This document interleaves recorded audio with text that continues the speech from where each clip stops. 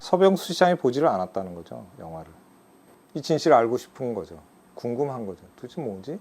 근데 왜 막는 거야? 저희가 치유하거나 보다듬거나 그런 영화는 아니에요. 4월 15일까지 지상이 근무였는데 저희가 본 것들, 제가 본 것들 제대로 이야기를 하면요 믿지를 않으세요. 근데 정부는 지금도 우리 유가족들한테 기다리라고 말합니다. 기다리래요. 그냥 가만히 있으래요. 정말 안전하지 않으면 그 애들이 언제 그 지뢰가 또 터질지 모른다고 저는 생각을 하거든요. 안녕하세요. 어떻게 다이빙벨 연출에 참여하게 되셨습니까? 일단 뭐 현장을 취재했던 이제 이상호 기자, 당시로선 기자였으니까 이제 이상호 감독이 같이 연출할 사람들 일단 찾고 있었고요.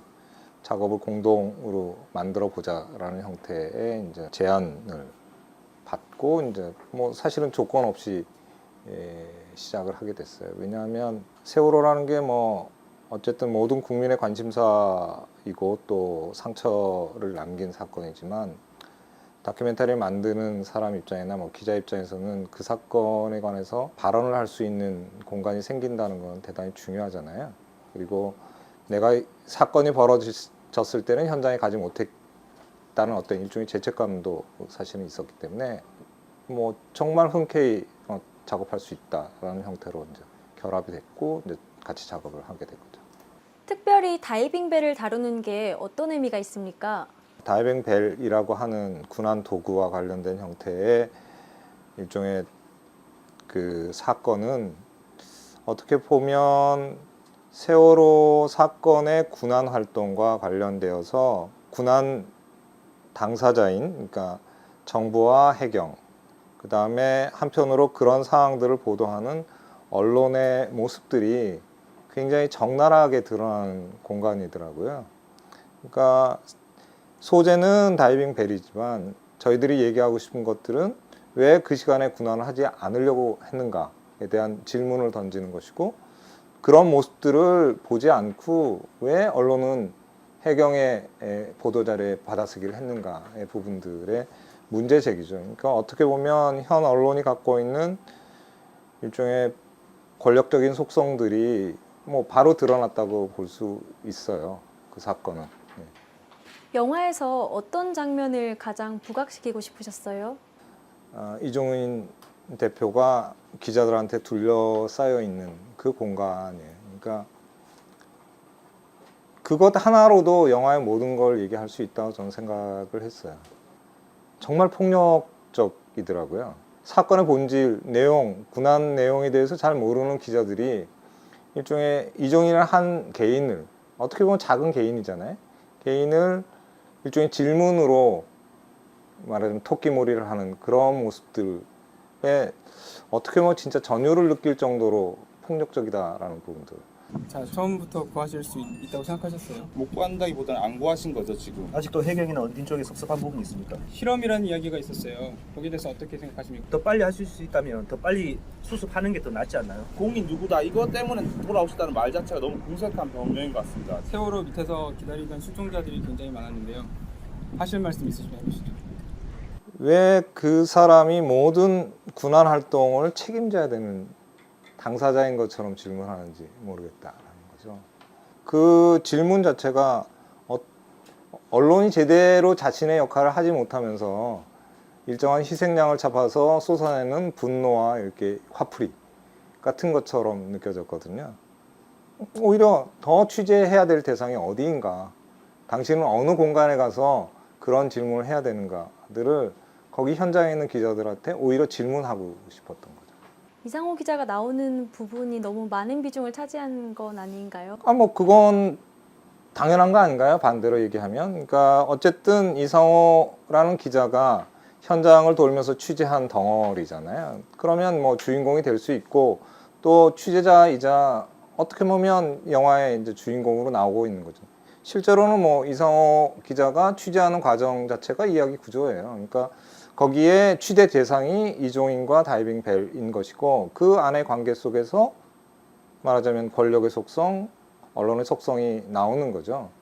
이상호 기자와 공동 작업을 하시면서 뭐 다투신 적은 없으십니까? 많이 다투죠. 그러니까 그 뭐 의견이 다른 것일 수 있고 또 현장을 굉장히 뜨겁고 분노와 함께 있었던 취재 기자하고 일종의 본사에서 데스킹을 하면서 현장을 바라봤던 사람하고의 온도차는 분명히 존재를 하잖아요. 저는 차분하게 온도를 좀 낮추는 역할을 한다면 이상호 기자는 그 온도의 적정선, 그러니까 자기의 온도를 낮추는 부분들은 이해를 하면서도 뭐라 그럴까 현장의 어떤 그런 치열함이나 분노들을 전하고 싶은 욕망들 또 그런 소리들이 저한테는 이제 정리하는 과정에서는 대단히 도움이 된 것이고 그리고 오히려 제작 과정에서 이상호 기자한테 질문을 많이 던지는 사람이 되는 거죠. 그런 부분들이 없었다면 뜨거운 남자 두 사람이 만들었거나 반대로 조금 더 냉정한 사람 두 사람이 만들었다면 그런 강약의 조절이 오히려 안 되지 않았을까라는 생각도 들어요. 네. 서병수 부산시장은 다이빙벨이 정치적 중립성을 훼손할 수 있는 작품이다라고 말하면서 상영 금지 입장을 공식적으로 내비쳤었는데요. 혹시 이런 정치적 외압을 많이 받으셨습니까? 뭐 감독 입장에서는 뭐 저한테 직접적으로 전화 오거나 이런 경우는 없었기 때문에 뭐 제가 그러니까 피부로 느꼈다 아니면 뭐 실제로 전화를 받았다 이런 경우는 일단 없고요. 그리고 문제의 핵심은 뭐냐면 서병수 시장이 보지를 않았다는 거죠. 영화를 보지 않은 상태에서 뭐 중립성 얘기를 하는 것도 이상한 것이고요. 다이빙벨이라는 단어가 그렇게 정치적인 메시지를 정말 담은 것인지가 오히려 궁금해지는 형태의 발언이었다고 저는 생각이 들어요. 오히려 다이빙벨 이런 것도 우리 저 피해자 가족이나 이런 또 언론에서 그 기능을 제대로 모르고 그게 효과가 있는 게 아니냐 그러니까 없는 줄 뻔히 알면서 투입해 갖고 지금 다이빙벨이 그렇게 해놓고 나서 나라에 한 1억 7, 8천 또 그 작업비 보상 청구했죠. 이거 국민의 혈세로 또 지급해야 되는 거 아닙니까? 인정되면은? 다이빙벨에 대해서는 지금 의원님 지적대로 무용했다 하는 점에 대해서는 그 당시 이제 그 실종자 가족들이나 다 국민들이 공감하고 있었던 부분이기 때문에 그 세월호 국정조사 때도 다이빙벨 투입한 것 자체가 군안 활동을 방해했다라든지 군안 활동을 방해했기 때문에 살인죄를 적용해야 된다라든지 하는 발언. 그 다음에 서병수 시장의 발언. 그 이후에 국감에서도 다이빙벨에 관한 형태의 논의들이 왜 그 단어, 그 군안 도구에 대해서 이렇게 경기를 느끼는 것일까? 그것도 정치권이. 그러니까 그런 부분들이 오히려 지금도 풀리지 않는 의문이라고 생각하고 있어요.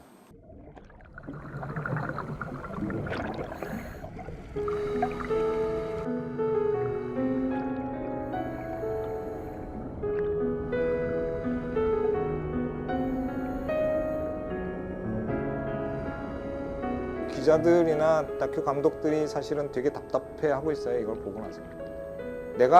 나도 이 정도는 만들 수 있다는 게 있잖아요. 뭐 충분히 기술적으로 월등한 게 아니잖아요, 이게.